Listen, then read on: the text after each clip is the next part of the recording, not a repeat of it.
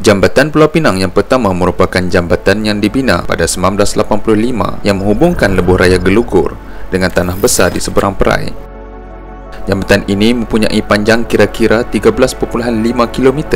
Kerja-kerja pembinaan jambatan ini bermula pada tahun 1982 dan siap dibina pada tahun 1985. Hanya 3 tahun sahaja dan memakan belanja sebanyak RM850 juta ringgit. Jambatan ini membawa kebanggaan kepada negara kita ketika itu. Ia diakui sebagai pencapaian kejuruteraan yang cemerlang di dunia. Ini adalah kerana struktur tengahnya merupakan antara jambatan kabel penahan kabel stay bridge yang terawal di dunia. Ia merupakan kaedah yang diilhamkan dari jambatan Golden Gate Bridge di San Francisco, Amerika Syarikat. Jambatan Pulau Pinang ini dirasmikan pada 3 Ogos 1985 oleh Perdana Menteri ketika itu, Tun Dr. Mahathir Mohamad, dan mula dibuka pada 14 September 1985 untuk kenderaan awam.